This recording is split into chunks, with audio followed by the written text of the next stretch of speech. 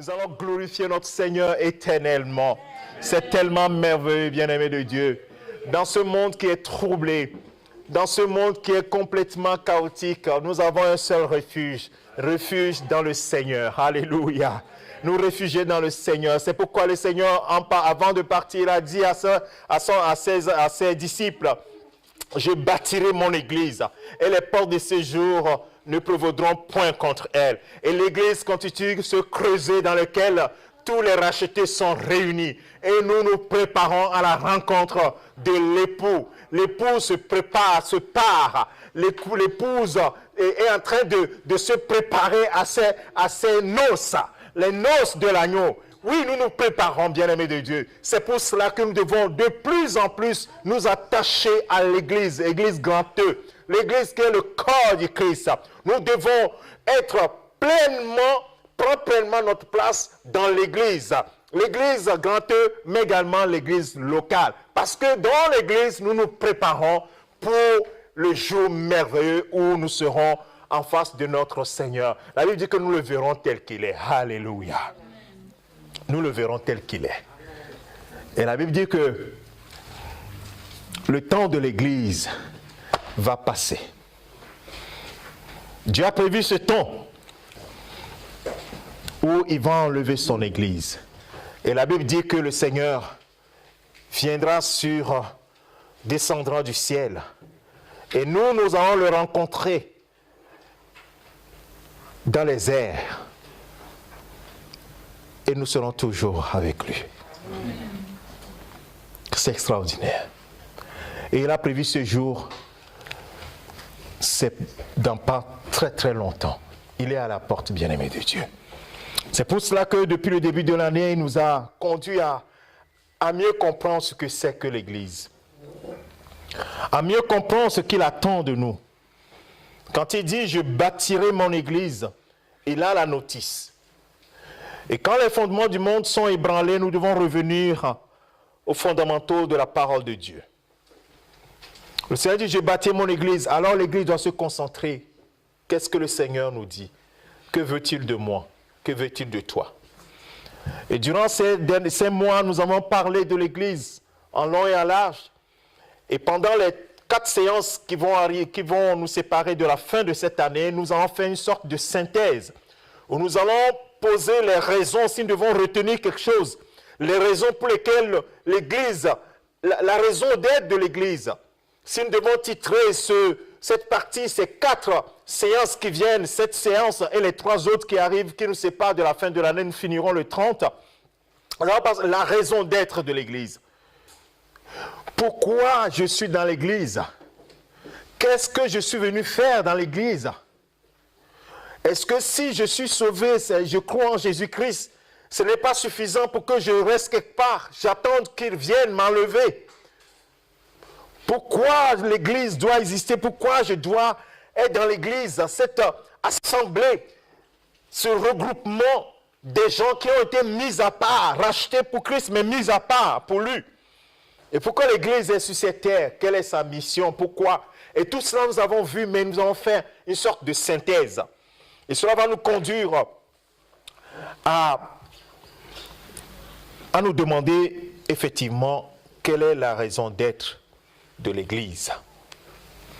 Alors, bien-aimés de Dieu, nous avons lu tout à l'heure dans Matthieu chapitre 16, verset 18, que c'est le Seigneur lui-même qui a dit « Je bâtirai mon Église », n'est-ce pas? S'il a dit cela, c'est qu'effectivement, il a une raison. Et la raison d'être pour laquelle il a laissé encore l'Église. Et il attend son heure pour pouvoir l'enlever. Il a un objectif. Ou bien, en attendant qu'il arrive, il faut que nous puissions faire quelque chose. Nous allons parcourir quelques éléments. Il y en a au moins 4 qui vont retenir notre attention. Les 4 raisons de l'existence de l'Église du Nouveau Testament. De l'Église, aujourd'hui dans le temps de la grâce, dans la dispensation de la grâce, lorsque Jésus est venu mourir et qu'au travers sa mort et sa résurrection, le salut est annoncé. Le pardon des péchés et le salut par la foi en l'œuvre de la croix, la foi en Jésus-Christ. Le premier élément est de servir le Seigneur.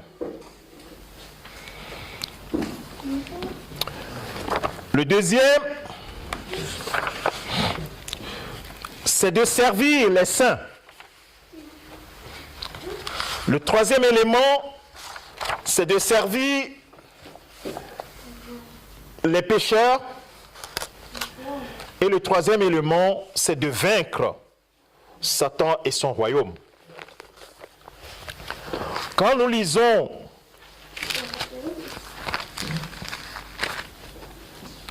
le texte dont j'ai parlé tout à l'heure, Matthieu chapitre 7, verset 18, « Je bâtirai mon église et que les portes du séjour des morts ne prévaudront point contre elle. » Ça veut dire que le Seigneur a déjà tout planifié. Vaincre Satan et son royaume, les portes du séjour des morts ne prévaudront point contre elle. Ce sera la dernière partie que nous allons voir. La première partie, c'est servir Christ.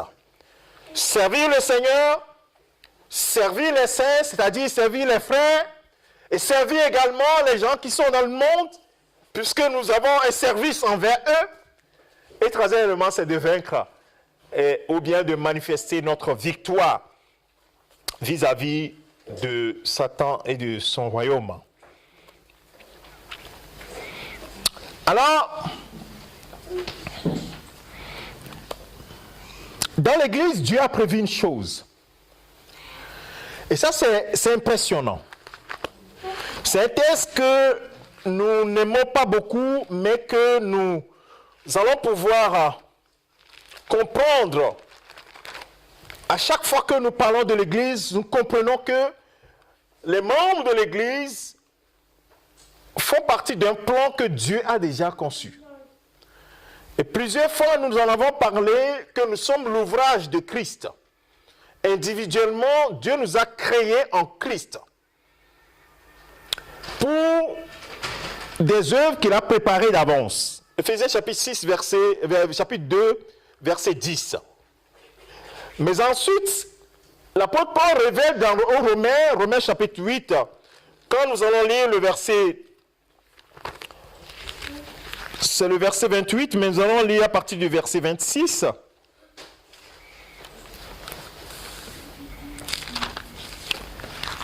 Romains chapitre 3, nous allons citer pas mal de versets ce soir. Ceux qui notent, tu ne peux pas le suivre de mémoire. Hein.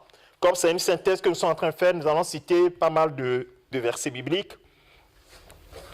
Nous allons lire à partir du verset 26 jusqu'au verset 28. De même aussi, l'Esprit nous aide dans nos faiblesses, quand nous ne savons pas ce qu'il convient de demander dans nos prières. Mais l'Esprit lui-même intercède par des soupirs inexprimables. Et celui qui sonde les cœurs connaît la pensée de l'Esprit, parce que c'est selon Dieu qu'il intercède en faveur des saints. Donc, il a même prévu des cas où nous sommes faibles. Des cas où nous aurons besoin de prier. Il a prévu également que nous ayons de l'aide dans la prière. Donc, il a tout prévu. C'est pourquoi l'apôtre Paul, plusieurs fois, que ce soit aux Éphésiens, mais également aux Colossiens, va dire en lui. C'est seulement en lui que nous avons tout et pleinement. Et quand nous sommes en lui, bien aimés, nous pouvons prétendre recevoir le meilleur qui peut exister. Alléluia. C'est pourquoi l'apôtre Paul, dans le verset 28, va dire, nous savons, tu dois le savoir, que toute chose concourt au bien de ceux qui aiment Dieu et de ceux qui sont appelés selon son dessein, selon son plan. Il a un dessein, il a un plan.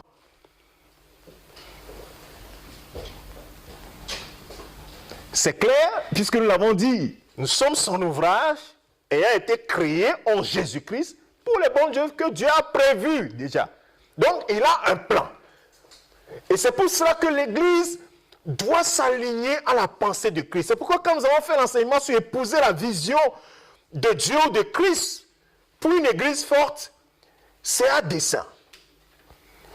Tant que l'Église sera dans la vision de la pensée de Christ, elle sera forte. Mais quand elle va s'écarter, elle sera faible. Donc toutes choses vont concourir au bien de ceux qui aiment Dieu et de ceux qui sont appelés selon son dessein. Même les choses qui peuvent sembler être des choses négatives. Supposons, regardons, je vais prendre un exemple, qui n'est pas l'exemple de l'Église, mais également le prototype qui, dans l'Ancien Testament, nous avons vu que Israël, Dieu a pris Israël, et nous pouvons regarder la marche d'Israël et nous dire, voilà la pensée, la façon dont Dieu veut conduire son peuple. La Bible dit que Dieu fait sortir son peuple d'Israël de la captivité, de l'esclavage, on m'a dit, et il dit, mais ce peuple-là, ça fait longtemps, 400 ans, ils ont perdu la confiance en moi. Ils ont perdu cette relation d'intimité qui fait que dans les moments difficiles, ils peuvent compter sur moi. Alors qu'est-ce que je vais faire? Je vais les former. Parce que devant, il y a tellement de combats, il y aura des guerres. S'ils ne font pas confiance en moi, ça va être compliqué. Et il dit, je vais les faire passer par le désert pour les former. Alléluia! Donc ça fait partie du plan. Il dit, je vais les faire passer par le désert pour les former. L'ennemi les poursuit, ils se retrouvent pris en étau devant la mer. Première épreuve. Il fallait qu'ils aient confiance en celui qui a dit, fais sortir, laisse partir mon peuple pour qu'il aille me servir. C'est la parole que Moïse a reçue pour Pharaon, et il a dit au peuple, Dieu m'envoie, Jésus m'envoie vers vous pour vous délivrer, pour que vous alliez. Donc la parole est claire, si Dieu dit à Moïse de venir délivrer son peuple, c'est qu'il a un plan devant. Alléluia. De la même manière, si Christ est venu sauver l'Église, il a un plan. Pour nous qui sommes les rachetés, nous qui avons foi en Christ et qui constituent aujourd'hui des gens mis à part, l'assemblée mise à part qui est l'Église de Christ. Et nous voyons que devant l'épreuve, il fallait qu'ils aient confiance en Dieu. De la même manière, aujourd'hui, l'Église va traverser des choses qui doivent non seulement qui ne doivent pas le détacher, j'allais dire, mais qui doivent plutôt la rapprocher de Christ. Comme les épreuves qui se sont passées dans la vie d'Israël, dont le but n'était pas de l'éloigner de Dieu, mais de le rapprocher de son Dieu. À mieux le connaître. Alléluia. Mieux le connaître pour mieux le servir. Si on ne le connaît pas, on ne peut pas le servir. Et donc, quand le peuple va commencer par rouspéter, il dit, mais Moïse, qu'est-ce qu'il y a? Dieu appelle Moïse, dit, mais pourquoi ce tumulte parmi le peuple? Mais c'est normal, parce qu'il y a un obstacle. Il y a les ennemis qui sont là. Mais Dieu s'étonne que le peuple murmure. Alléluia. Donc, dans les difficultés, quand l'église a commencé par murmurer, Dieu a dit, mais pourquoi ce murmure dans l'église? Pourquoi ce murmure dans l'église? Je ne comprends pas. Pourquoi Covid-19 vous fait murmurer comme ça? Est-ce que c'est pour... vous allez être éloigné de moi ou bien vous allez être rapproché de moi? Peu importe d'où ça vient. Même si ça vient du mal, Dieu va toujours en sortir le bien parce que lui, il a un plan pour ses enfants. Alléluia. Il a un plan pour ses enfants. Donc, tout cela, nous devons nous rapprocher encore plus, être dans l'intimité du Seigneur. Et donc, le premier élément, donc sur les 4 éléments, chaque séance, nous allons nous attarder sur un élément. Aujourd'hui, nous allons parler de servir le Seigneur. Ça va commencer toujours par là. La pensée quand nous sommes sortis du monde.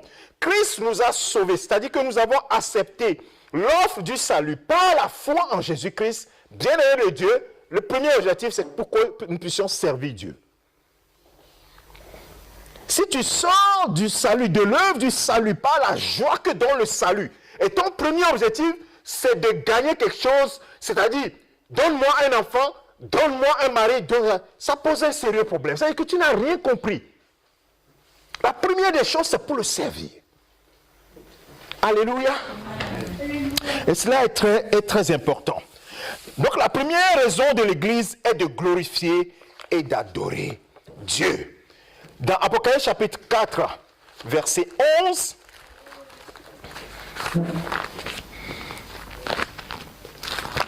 Apocalypse chapitre 4, verset 11. La Bible nous dit, tu es digne. Alors, je vais peut-être lire un peu plus haut.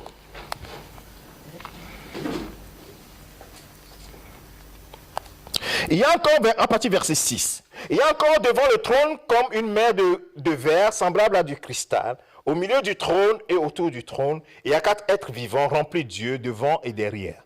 Le premier être vivant est semblable à un lion, le deuxième être vivant est semblable à un veau, le troisième être vivant à la face d'un homme et le quatrième être vivant est semblable à un aigle qui vole. Les 4 êtres vivants ont chacun 6 ailes et ils sont remplis de Dieu tout autour et au-dedans. Ils ne cessent de dire jour et nuit, Saint, Saint, Saint est le Seigneur Dieu le Tout-Puissant, qui est, qui était et qui vient. Alléluia. Quand les êtres vivants rendent gloire, honneur et action de grâce à celui qui est assis sur le trône, à celui qui vit au siècle des siècles, les 24 vieillards se prosternent devant celui qui est assis sur le trône. Ils adorent celui qui vit au siècle des siècles et ils jettent leur couronne devant le trône en disant, tu es digne, notre Seigneur et notre Dieu, de recevoir la gloire, l'honneur et la puissance, car tu as créé toutes choses, et c'est par ta volonté qu'elles existent et qu'elles ont été créées. Alléluia! Elles ont été créées pour te louer, pour t'adorer. Tout ce qui était autour du trône se prosterne et loue, adore celui qui est assis sur le trône. Bien-aimé, servir le Seigneur. La première raison de l'Église, c'est de pouvoir glorifier et adorer son Dieu. Et donc l'Église a été rachetée pour donner un culte d'adoration à Dieu. Laisse partir mon peuple pour qu'il aille me servir. Et quand Pharaon va vouloir argumenter en disant, bon, allez vous-même pour aller sacrifier, nous allons garder les femmes, les enfants, tout cela, et allez-y pour adorer votre Dieu. Parce que les idolâtres, ils savent qu'il y a l'adoration, eux aussi ils adorent leurs idoles. Donc quand Moïse a dit cela, ils ont compris qu'ils veulent aller adorer leur Dieu.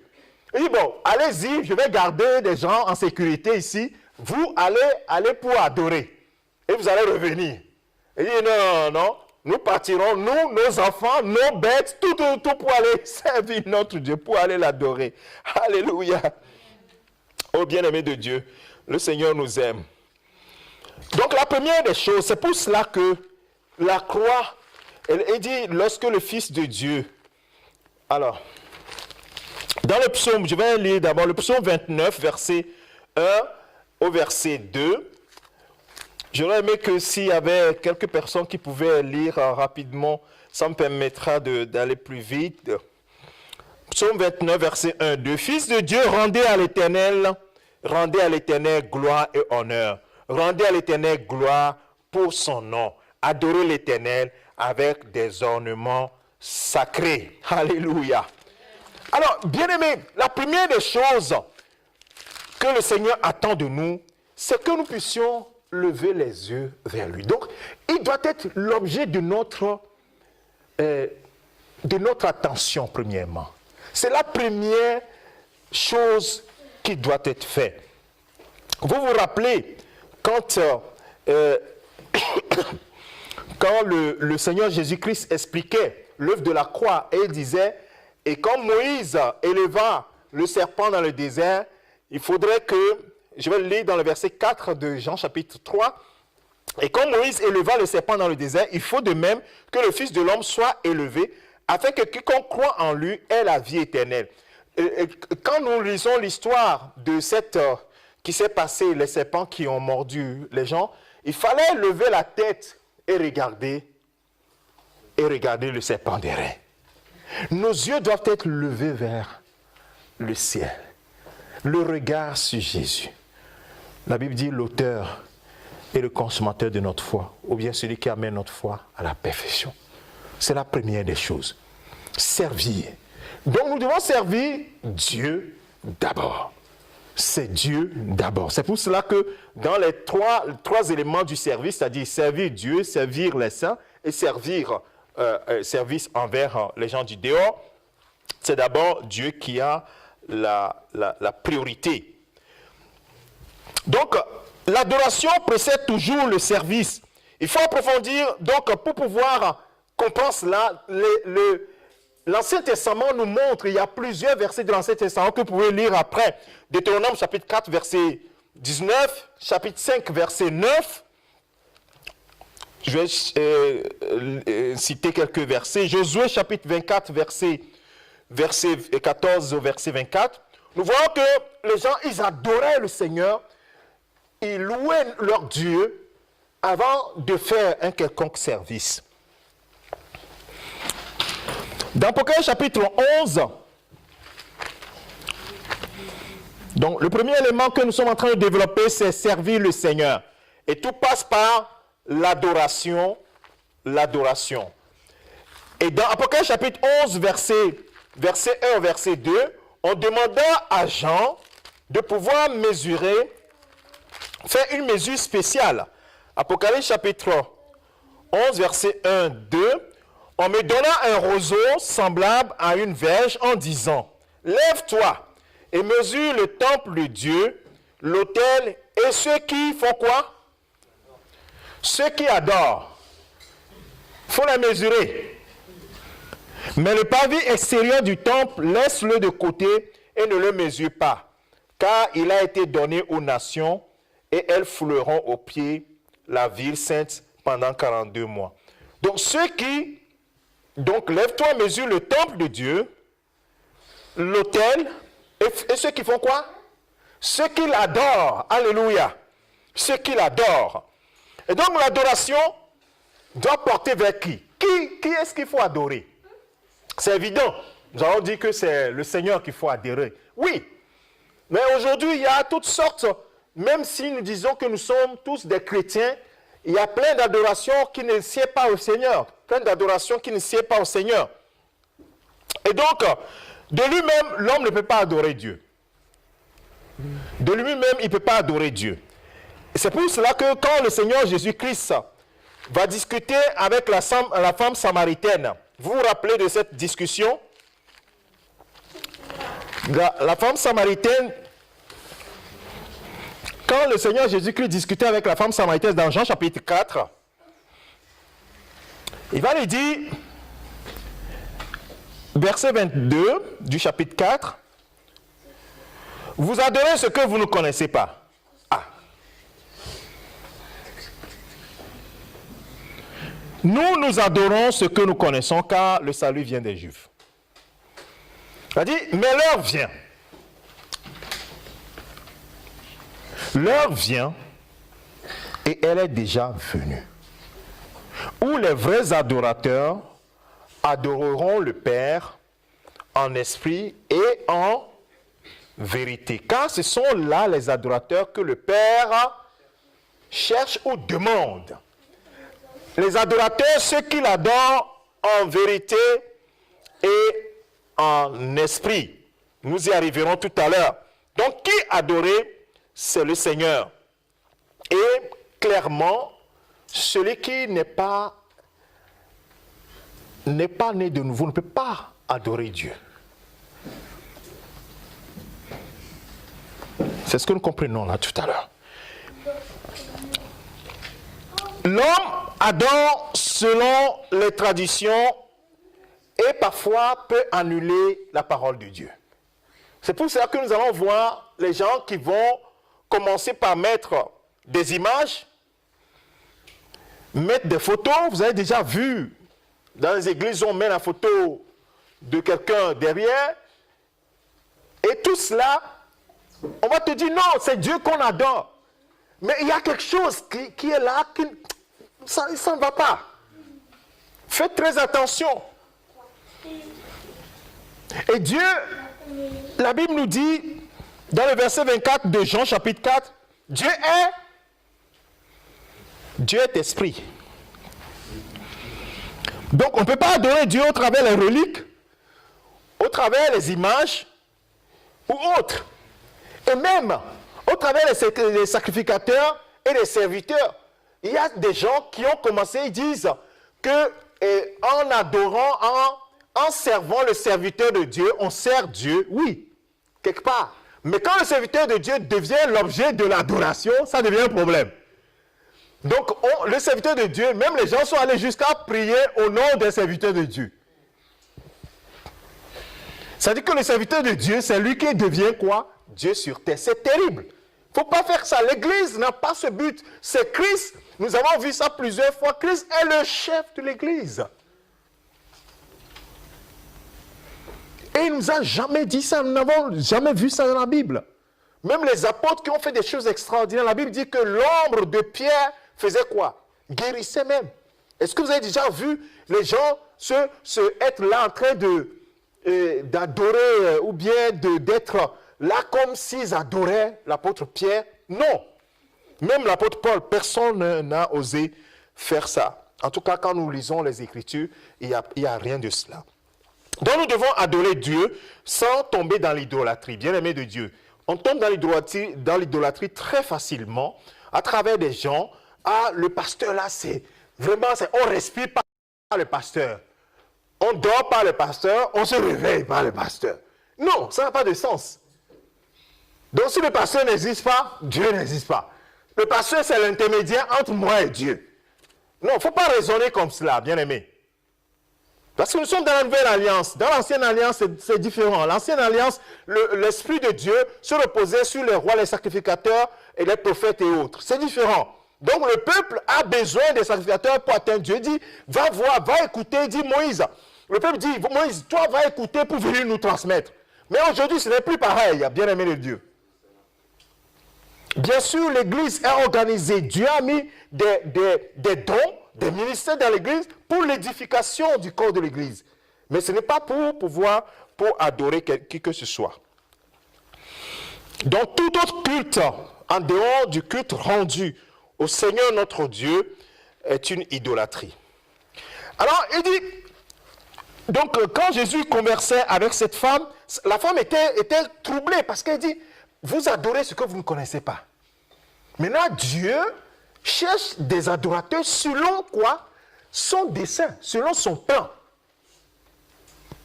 Et ces adorateurs, c'est ceux qui l'adorent en esprit et en vérité. Alors, l'adorer en esprit. Vous avez dû constater que quand vous regardez dans votre Bible plutôt, l'adore en esprit, ce n'est pas un grand E. Ce n'est pas le Saint-Esprit, on ne met pas le Saint-Esprit. Parce qu'il dit, Dieu est esprit grand E.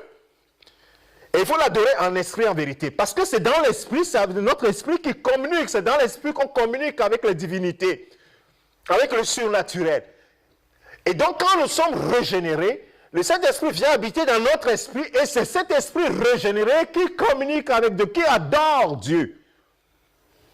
Et c'est pourquoi Jésus a pu dire adorer en esprit, pas dans la chair. Donc, quelqu'un qui n'est pas régénéré, l'esprit non régénéré ne peut pas adorer Dieu. Quand le Seigneur, même Dieu, dit dans Ézéchiel, il dit, je vous donnerai un cœur nouveau et je vous donnerai un esprit nouveau. Ça veut dire que l'ancien esprit doit être, il faut un nouveau, afin que vous puissiez observer mes commandements. Donc c'est pourquoi il dit les vrais adorateurs. Donc quand Jésus dit à cette dame, ça veut dire que toi tu adores ce que tu ne connais pas. Mais celui qui est né de l'esprit va adorer en esprit parce que Dieu est esprit. Alléluia. Et c'est celui-là, le vrai adorateur, c'est celui-là. Donc ça veut dire que le camp des vrais adorateurs, c'est le camp de ceux qui sont nés de nouveau. Donc ça veut dire que c'est l'Église. L'Église est constituée des gens nés de nouveau. Donc on ne peut pas avoir l'adoration en dehors de l'Église. L'adoration de Dieu, l'adoration que Dieu veut, on ne peut pas l'avoir dehors. Donc ça veut dire que quand nous voyons dans le ciel les anges et les êtres vivants, les vieillards, ils adorent Dieu. Dieu attend que sur la terre, qui est-ce qu'il adore? L'Église. L'Église. Les vrais adorateurs, je ne dis pas n'importe quoi, les vrais adorateurs dont il attend l'adoration, c'est qui? C'est les gens, l'Église. Est-ce que quelqu'un comprend quelque chose ce soir? Donc si tu n'es pas né de nouveau, tu ne fais pas partie des adorateurs que le Père demande ou que le Père cherche. Alléluia. Dieu est esprit. Et en vérité, la Bible dit, Jean en priant, le Seigneur Jésus en priant dans Jean chapitre 17 dit, Père, sanctifie-les par ta parole, ta vérité. Ta parole est la vérité. Donc selon la parole de Dieu, la manière dont Dieu lui-même a indiqué qu'on doit l'adorer dans sa parole. Ça veut dire que tout ce que tu vas ajouter là, ça pose un sérieux problème. Faisons très attention, bien-aimés. Ce que nous sommes en train de dire, les fondements du monde sont ébranlés. Et quand c'est comme ça, la seule chose qui nous donne le repère, c'est quoi? C'est la parole de Dieu. Tout le reste, c'est ébranlé. Comment Dieu veut que nous l'adorons? Sa parole est là. On trouve dans la parole de Dieu et plusieurs moyens de pouvoir, plusieurs façons de pouvoir adorer Dieu et disons, avoir de la déférence, de la révérence pour Dieu, et cela par plusieurs manières. J'ai eu à faire cet enseignement aux jeunes dans une des retraites des jeunes internationaux. On était à Montreuil à l'époque, et le Seigneur m'avait conduit à pouvoir conduire cet enseignement sur l'adoration, la louange, les vrais adorateurs. Et c'était merveilleux parce que quand je suis rentré dans l'étude de cela, j'ai compris que véritablement, Dieu veut de nous quelque chose d'extraordinaire. Et quand tu rentres vraiment, tu vois la façon dont Dieu veut qu'on l'adore. Je vous assure, bien-aimés, le dimanche, quand on dit « Adorons Dieu !» et que nous voyons des gens assis avec les pieds sur les pieds, on s'est dit « Est-ce que celui-là, il est avec nous ou bien il est en dehors de nous? » Ce n'est pas possible. Dans la parole de Dieu, on dit, les gens, ils lèvent les mains, ils s'agenouillent, ils se prosternent, ils battent les mains, ils lèvent la tête. Il y a plusieurs façons, mais la plupart des moyens, quand on dit que les gens adorent, on les voit soit se prosterner, soit debout, jamais assis. Vous avez déjà vu dans la Bible, adorer Dieu assis, ce n'est pas possible. Si vous avez la référence, notez la référence et venez me dire. C'est souvent prosterné, levé, les mains levées, ils sont en train d'adorer. Il y a plein de références qui parlent de cela. Donc ça, c'est l'adoration en vérité et montrer c'est une sorte de respect. Quand les 24 vieillards jettent le couronne, des milliers, des milliards, quand les anges même n'osent pas regarder, ils prennent les 6 ailes, 2 ailes pour se cacher la face, 2 ailes pour se couvrir les pieds. Ils veulent passer. C'est tellement, Dieu est tellement saint. Dieu est tellement saint. Mais nous, quand on dit adorons et que nous sommes là, c'est comme si on nous forçait à adorer. On peut dire, comme Jésus a dit à l'Adam, vous adorez ce que vous ne connaissez pas. Mais il ne faudrait pas qu'on le dise à l'Église, parce que l'Église doit adorer ce qu'il connaît, c'est-à-dire le Seigneur, notre Dieu. Nous avons vu plusieurs façons d'adorer Dieu dans les écrits, et dans les psaumes et autres également. Par les instruments de musique également, adorer Dieu. Amen. On continue. Et donc dans le Nouveau Testament, la façon dont l'adoration se passe et le service se passe également, se passe par des réunions, des cultes que les gens faisaient. Donc dans l'église, effectivement, c'est biblique de pouvoir se réunir et de donner un culte au Seigneur. Et donc cela était vrai dans l'Ancien Testament. Les gens se levaient, ils étaient devant le tabernacle dressé par Moïse, après le même tabernacle avec l'arche de l'alliance que David a ramené sous la tente, et après la construction du temple par Salomon, ainsi de suite. Donc les gens allaient au temple pour pouvoir adorer Dieu et pour le célébrer. Alléluia. Donc c'est biblique également de pouvoir se réunir pour adorer le Seigneur. Et nous savons que le premier jour de la semaine, et dans les écrits, il y a plusieurs écrits qui nous montrent que le premier jour, la première église, voilà, à tout moment on peut adorer le Seigneur, mais la première église se rassemblait le premier jour de la semaine pour pouvoir adorer Dieu. Et pour cela, ils se réunissaient dans Actes des Apôtres chapitre 20 verset 8. On voyait l'apôtre Paul dire le premier jour de la semaine, ils se sont réunis et que voilà, la réunion s'est prolongée ainsi de suite. 1 Corinthiens chapitre 16 verset 1 également. Étonnamment, la résurrection du Seigneur s'est produite également le premier jour de la semaine, n'est-ce pas? Matthieu chapitre 28 verset 1. La venue du Saint-Esprit, le jour de la Pentecôte, survint le premier jour de la semaine. Et c'est Actes des Apôtres chapitre 2 verset 1 au verset 4. Et nous voyons que les disciples aussi rompaient le pain les premiers jours de la semaine, voilà, ainsi de suite.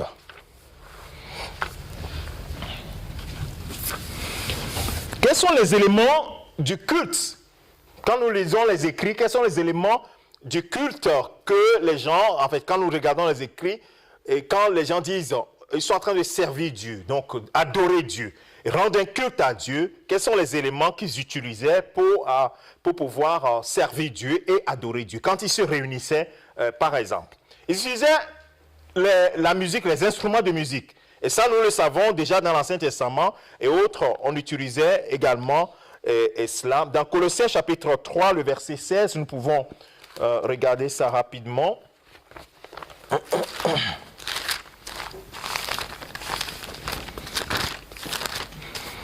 Colossiens chapitre 3, verset 16.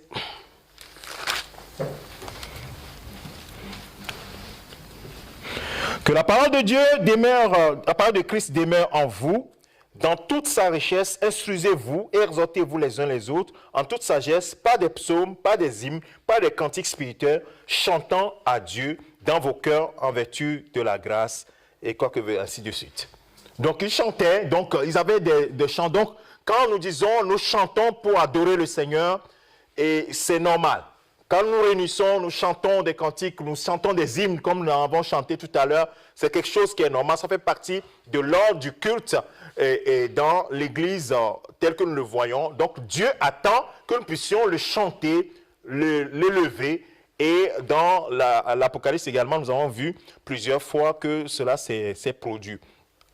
Donc les mélodies dans le psaume 100, psaume 150 également, et donc on parle de chanter, célébrer le Seigneur avec les instruments de musique, ainsi de suite. Également dans le service du Seigneur, c'est quand nous retrouvons l'Église en tant que l'ensemble des rachetés, nous servons Dieu au travers même la prière. Les prières d'action de grâce, des actions de grâce, l'intercession que nous faisons, ça fait partie de l'image qu'on doit avoir de l'Église. L'Église est une Église qui adore Dieu, Dieu étant le centre de tout, et selon la parole de Dieu, et en esprit, et aussi les cantiques de louange, des musiques pour élever toujours le Seigneur. Là, je ne parle pas des hommes, hein, je parle d'élever le Seigneur. Donc ça veut dire que tout cantique qui élève des hommes n'a pas sa place dans l'Église. Des cantiques qui élèvent l'homme. C'est pour cela que normalement les cantiques doivent être pour la gloire du nom du Seigneur. Bien sûr, ça peut fortifier, ça peut exhorter toujours au nom du Seigneur. Alléluia. Et donc, les prières, les actions de grâce, les intercessions, ça, on le sait, la Bible nous recommande de prier même pour les dirigeants, les gouverneurs, ainsi de suite. Nous devons prier pour le pays dans lequel, la vie dans laquelle nous sommes, ainsi de suite. Ça fait partie de ce que l'Église fait en tant que célébration qui fait partie de ce que les écrits nous montrent. Et nous pouvons également servir le Seigneur au travers quoi? Au travers les offrandes que nous donnons, au travers les dîmes que nous donnons. Et tout cela, ça fait partie d'honorer le Seigneur. Et ça, c'est quelque chose que nous devons aussi comprendre. Nous savons que c'est l'objet de beaucoup de polémiques dans l'Église aujourd'hui. On dit on veut adorer Dieu, mais on veut adorer Dieu les mains vides. On dit, mais personne ne vienne devant moi les mains vides. Donc le Dieu de l'Ancien Testament a changé de nature. Maintenant, il devient le Dieu qui est très généreux. Il ne veut pas qu'on lui donne quoi que ce soit. Maintenant, on va rester dans quel bâtiment? Si c'est comme ça que les gens soient tellement généreux qu'ils nous payent des bâtiments pour qu'on soit dedans. Vous comprenez? Comme ça, c'est bien. Vous vous imaginez quelqu'un qui dit, moi je me vote, l'électricité ici, ça c'est dans mon compte. Mais gloire à Dieu. L'autre dit, mais ça, les taxes là, c'est à moi. L'autre dit ceci, cela. Donc si personne ne donne les enfants, personne ne va poursuivre qui que ce soit. Vous comprenez? Alléluia.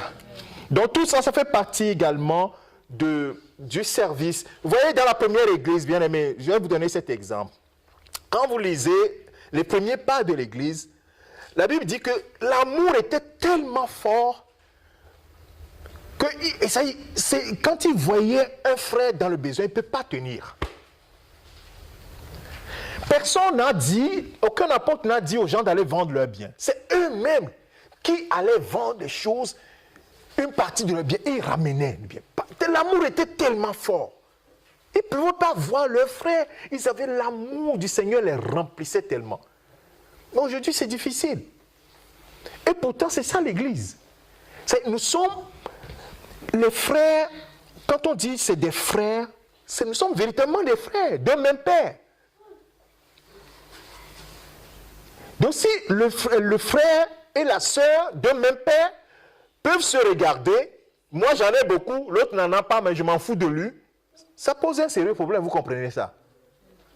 Ça c'est juste un raisonnement humain, mais qui s'applique également que l'Église nous devons nous reformater.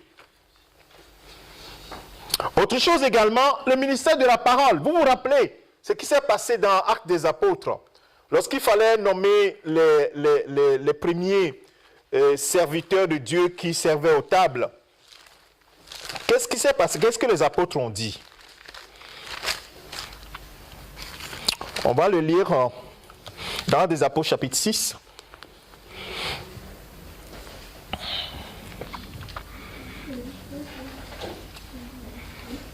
Verset 2. Les 12 convoquèrent la multitude des disciples et dit, il n'est pas convenable que nous laissions la parole de Dieu pour servir aux tables. C'est-à-dire le service aux tables fait partie. Mais il dit, c'est pas normal que la parole de Dieu doit être au centre. Et il dit, choisissez parmi vous, c'est pourquoi frères, choisissez parmi vous 7 hommes, de qui l'on rende un bon témoignage, qui soit plein d'Esprit Saint et de sagesse, et que nous chargerons de cet emploi.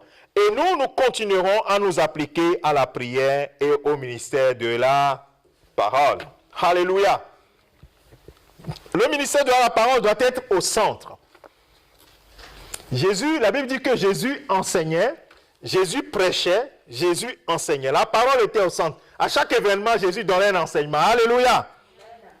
Il donnait un enseignement pour montrer aux gens qu'il fallait effectivement que la parole soit au centre. Et au-delà de la parole qui est donnée par des gens qui sont habilités à le faire, il y a aussi le ministère qu'exerce ou bien les charges ou bien tout ce que fait les autres membres du corps. Parce que le corps, c'est plusieurs membres. Les autres membres du corps aussi doivent fonctionner pour que l'ensemble puisse élever Christ. Et ça, nous le voyons dans 1 Corinthiens chapitre 12, verset 14, jusqu'au chapitre 14 plutôt. Le témoignage, le partage, l'information, l'exhortation, la lecture des Écritures, ainsi de suite. Et nous voyons que les dons même qui sont attribués aux membres de l'Église permettent à ce que l'ensemble puisse fonctionner. C'est-à-dire que l'objectif, c'est que l'ensemble puisse toujours glorifier Dieu, toujours. Et dans l'Église également, je cite les éléments comme ça de façon désordonnée, mais c'est des éléments qu'on doit voir. Quand on vient dans l'Église, c'est des choses qu'on doit voir en fait, qu'il faut voir. Il faut voir aussi les prescriptions que donnent les Écritures à l'église. À l'église, nous voyons qu'il y a le baptême d'eau qui est donné comme instruction. Donc, les gens doivent être baptisés. Donc, les gens disent, ah, mais moi, je crois au Seigneur Jésus, que ça me suffit, je ne vais pas me faire baptiser. Ça n'a pas de sens, c'est une prescription. Le Seigneur dit, allez faire de toutes les nations disciples, enseignez-leur ce que je vous ai prescrit, et ainsi je suis baptisé au nom du Père, du Fils et du Saint-Esprit, ainsi de suite. Et même les apôtres, quand ils vont commencer par prêcher, vont dire, répentez-vous, et que chacun de vous soit baptisé au nom du Seigneur Jésus-Christ, et vous recevrez le don du Saint-Esprit. Et donc, l'imposition des mains, pour recevoir le don du Saint-Esprit, les apôtres l'ont fait, et nous aussi, nous pouvons le faire, l'imposition des mains. Donc, ce sont des prescriptions qui sont là, imposer leurs mains pour qu'ils reçoivent le Saint-Esprit. La reconnaissance des ministères, la reconnaissance de la communion des frères, et tout cela, ça fait partie des choses. Donc, on reconnaît que mais ce frère-là, il a le don vraiment de pouvoir exhorter. Il a le don de pouvoir enseigner. Il a ceci ou cela. Et on reconnaît ses ministères, on reconnaît ses dons, et on essaie de les promouvoir pour que cela puisse servir à toute l'Église. Et tout ce qui est bénédiction dans l'Église, les bénédictions nuptiales, les bénédictions des enfants, la présentation des enfants dans l'Église, tout ça, ça fait partie du fonctionnement des choses que l'Église, la première Église aussi a connues, même si ce n'est pas, dans certaines circonstances, ce n'est pas explicite dans les actes des apôtres. Alors, qu'est-ce que je dois pouvoir dire pour terminer? Il nous reste 5 minutes. C'est la place du Saint-Esprit. Et ça fait partie du dernier gros morceau que nous avons vu ces derniers mois. La place du Saint-Esprit dans la marche de l'Église selon la pensée de Dieu. Nous comprenons au travers de tout ce que je viens de raconter que le Seigneur a un plan. Et comme il a un plan, il sait qu'en tant qu'homme, nous ne pouvons pas exécuter ce plan parce que nous ne le connaissons pas. Notre mémoire, elle est faillible. Le Seigneur nous dit quelque chose le 1er janvier. Nous sommes quoi? Nous sommes le 10 décembre. On te pose la question, tu as déjà oublié. Donc tu imagines que tu ne peux pas être le dépositaire voilà, on ne peut pas dire, bon, on va compter sur le frère Edmond. Le frère Edmond, tout ce qui va, le Saint-Esprit va nous dire là, c'est toi, tu ramasses ça, tu mets ça en toi. Et à chaque fois, quand on appuie sur ton bouton, il faut que ça sorte. Non, ça n'existe pas. Donc le Saint-Esprit est là pour nous aider à marcher dans le canevas.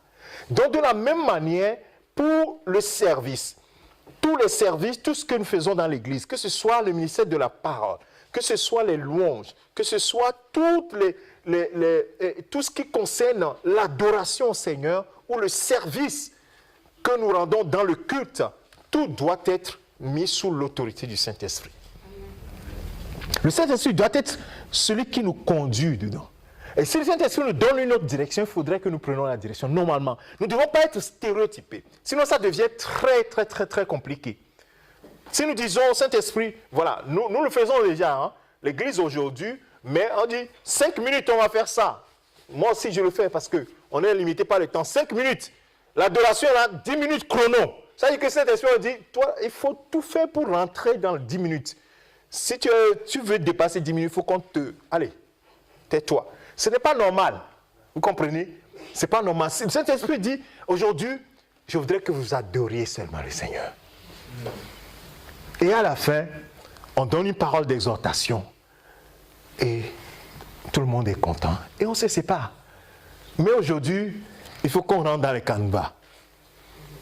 Et ça bloque aussi l'Église. Le Saint-Esprit n'est pas libre au milieu de nous. Alors que nous chantons, oh, sois libre au milieu de nous. Quel est ce cantique-là? Sois libre au milieu de nous. C'est... Ton oui, nous trahissons nos propres cantiques. Hein? Nous allons chanter ce cantique et vous allez écouter tous les mots que nous sommes en train de dire pour voir si le Saint-Esprit règne réellement au milieu de nous et nous lui laissons la place. Viens prendre le contrôle. Oh Seigneur, fais-nous grâce, pardonne-nous. Nous voyons la première église, la Bible dit qu'ils étaient tous ensemble au même lieu. écoutant les enseignements. Et même lorsqu'on parlait dans les Actes des Apôtres, là où Éticus était tombé de la fenêtre, on dit que Paul parlait et son discours se prolongeait, tellement le Saint-Esprit était en train de transmettre. Mais aujourd'hui, on ne peut pas faire ça. On dit qu'il transmettait jusqu'à ce que c'était tard dans la nuit. Aujourd'hui, vous pouvez faire ça. Mais les gens vont vous laisser seuls. Les gens vont commencer par prendre leur sac et disparaître un par un. Et jusqu'à un moment donné, tu lis le verset, tu lèves la tête, il n'y a plus personne. Ah bon? Et tu te tais, puis tu dis, bon, merci Seigneur. Et puis tu prends tes bagages. Oui, ça fait partie aussi des faiblesses de l'Église aujourd'hui. Le Saint-Esprit n'est pas du tout libre au milieu de nous. Mais faisons un effort pour lui laisser le minimum de place. Vous imaginez si nous ne lui laissons même pas le minimum, ça veut dire que l'adoration là, ça sera vraiment dans la chair. Ça nous faisons bam bam bam bam bam bam. Et puis Seigneur, nous voyons, tu vois, aujourd'hui, ça le 10, nous avons coché la case là, c'est bon. Voilà. Il ne faut pas cocher les cases. Nous devons adorer notre Dieu. Et donc, bien-aimés de Dieu, le premier élément que nous avons vu ce soir, comme synthèse, bien-aimés de Dieu, nous sommes dans l'église pour servir Dieu. Pour servir Dieu. Et dans ce service, nous avons l'adoration de Dieu. Nous l'adorons. Lui seul, pas un homme. Nous sommes tous aujourd'hui des sacrificateurs pour Dieu. Je ne veux pas que vous m'adoriez. Je n'ai même pas besoin que vous m'adoriez. Moi, il faut que nous adorions tous le Seigneur. Alléluia. C'est très important. Il ne faut pas adorer les hommes. Il ne faut pas faire des hommes l'objet de votre adoration. Même si vous appréciez ces hommes, ne faites pas des hommes l'objet de votre adoration. Bien-aimés de Dieu, c'est important. Et nous devons rendre un culte qui glorifie le Seigneur, c'est-à-dire en esprit et en vérité. Et cela sous la direction du Saint-Esprit. Avec tout ce que nous faisons, que la Bible nous a enseigné, c'est-à-dire les cantiques, les hymnes, les chansons, avec les instruments, tout cela pour glorifier le Seigneur, et également mettre la parole de Dieu au centre. Même quand nous faisons tout, il faudrait que la parole de Dieu vienne pour pouvoir sceller tout ça. Que le Seigneur bénisse ses paroles dans nos cœurs. La prochaine fois, nous allons voir, la prochaine séance, nous allons voir le service pour les saints. Parce que nous allons voir, là, nous sommes tournés vers le Seigneur et tout ce que nous faisons. Maintenant, nous allons voir ce que le Seigneur nous demande envers les frères. Vous vous rappelez, la loi, quand on a demandé au Seigneur Jésus-Christ quel est le premier commandement et le plus grand. Il dit le premier c'est quoi? Tu aimeras l'Éternel ton Dieu de tout ton cœur, toute ta force, toute ton âme, toutes tes pensées. Et un autre qui lui est, un second qui lui est semblable. C'est quoi?